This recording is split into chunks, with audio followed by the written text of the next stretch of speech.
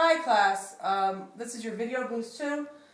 Tonight I'm going to go over a couple different things. First of all, a friendly reminder about the honor system, where as far as this course is concerned, you should not have prior quizzes or exams from any prior version of the course. You can have exams that I've given you or worksheets that I've given you, but you should not have prior exams. So you should not be collecting materials from prior courses. The idea is for everybody to start on the same level playing field, as level as we can make it, and not to be studying for a particular test rather than studying the material.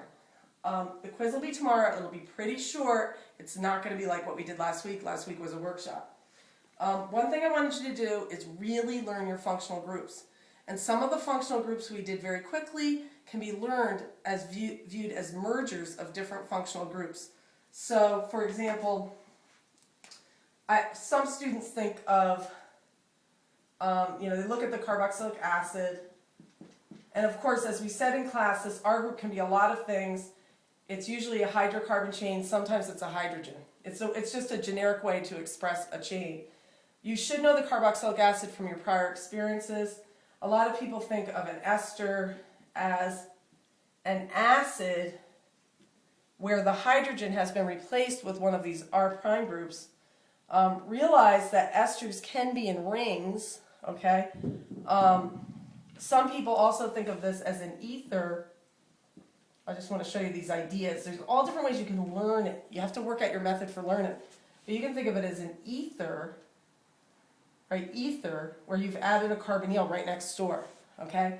Some people think of as anhydrides along the same lines, okay? Like they will think, oh, an anhydride is like an ether where I've added a carbonyl on each side. What is a carbonyl? A carbonyl is a C double bond O. It is never considered, well, it's really not considered to be a functional group in its own right. It's a component of many functional groups. And those are the ones you really have to go over carefully, are the carbonyl bearing functional groups. An amide, some people think of an amide or an amide. Some people say anide, people say amide. You say tomato, I say tomato. It's kind of like that. Some people think of an amide as an amine plus a carbonyl. Okay, so try to learn them like that. The acid halide, people think of it as a carbonyl plus a halide. And of course the nitrile kind of stands alone. And most people don't have trouble learning nitriles, but they're like triple bonds that have been replaced with the nitrogen. Where the carbon has been replaced with the nitrogen. Really work on that because I'm a little worried. I don't think we really know these yet. Next quiz, next week, there are going to be some functional groups. Okay, as far as the unsaturation number goes, people have asked me for more problems. I will do my best to provide extra problems, and I'm sure in a couple days you'll have plenty of problems to do in the book. And there are more unsaturation problems you can do in the book, and sometimes you're just done. Sometimes you have done everything you need to do to prepare. There's a limited amount of practice you need for this, okay? So, and you can create your own problems. So for some of these things recently, it is totally possible for you to generate your own formula. And Loudon, the textbook, does a good job of teaching you what a good formula is versus a bad one. So, for example, if I write this, CaH, let's see, like 13 N 2O2 Cl2. That is a bad formula, okay? Why is it a bad formula? Because CaH, 2N plus 2 would be 16 plus 2 would be 18, and then you have to doctor it. So you add the 2 N's, you have to boost that up to 20 to take care of the 2 hydrogens on the nitrogens. O2, you do nothing for the O's. Cl2, you subtract 2. Now look at this. 18 minus 13 is 5. 5 divided by 2 equals 2.5. You can't have 2.5 pairs of hydrogens. So you can generate your own formula. So just generate your own formula and do your own problems. And then check your problems by counting the way I showed you in class. You should feel more empowered to do this, okay? You don't always need an answer key to practice. Okay, and the more you do things on your own, the more you will succeed. So I'm going to change this formula so it works. So try, this, I'll give you a few more problems on these, but you can keep generating them. Supposing I said CaH12, N2O2, Cl2, the sky's the limit. You can do whatever you want. Just make sure there's some carbons, some hydrogens. You can put different atoms in. This formula works. Test it. Draw isomers of it. Try this. C10H 10. We'll make it 11. We'll make it an odd number. N3. Hard to read. O2Br. Try that. Get the unsaturation number, draw the formula, draw the structures. Show them to me, but after a while, you should be confident. I think a lot of people know what they're doing with this. Okay, now finally, how much time do I have left? You have 5:50 total. Perfect. Okay. Finally, we are at a certain point in nomenclature. So, supposing you had, this is kind of where we're at, we have to move on from this. Supposing you have something like this, and let's just demonstrate a few points of nomenclature.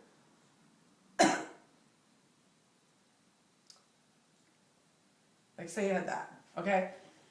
The first rule of nomenclature is find longest chain. So I'm just going to put a little notation for this. Longest chain. Okay, the idea is you go from terminus to terminus. In this case, it would be from methyls to methyls. So I just start counting. 1, 2, 3, 4, 5, 6, 7, 8, 9, 10. 1, 2, 3, 4, 5, 6, 7, 8, 9, 10.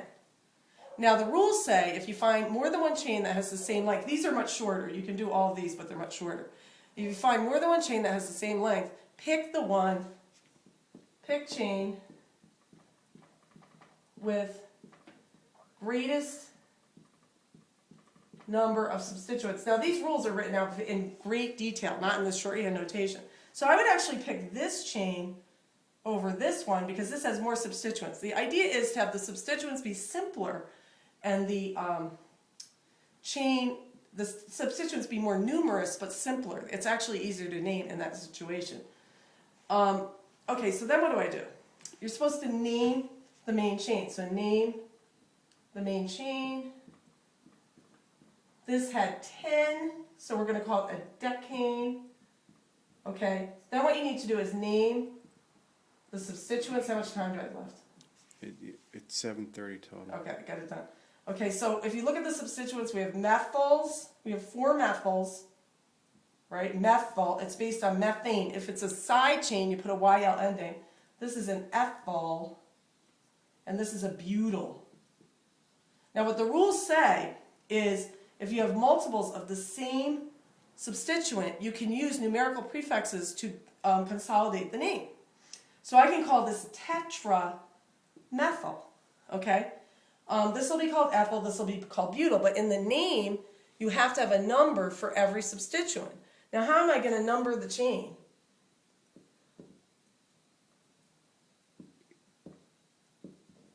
Right? You number the chain so that you get the lowest number at the first point of difference. So if I go 1, 2 versus 1, 2, 3, 2 gets it. I don't care about everything else. So this is 2, 3, 4, 5, 6, 7, 8. Okay. Now, how do I put the whole name together? The whole name is, and think about this, it is 4-butyl, okay, 6-ethyl. Notice the punctuation. So it's 4-butyl-6-ethyl dash. Where are those methyls? 2, 4, 8, 8, tetramethyl decane. Okay, so why did I put them in that order? You don't necessarily put them in numerical order, but you put them in alphabetical order. And that's a lot of alkane naming. Notice there is a number for each substituent. To some beginners, that seems extremely redundant, but there's a very good reason for that. That is pretty much all of alkane nomenclature.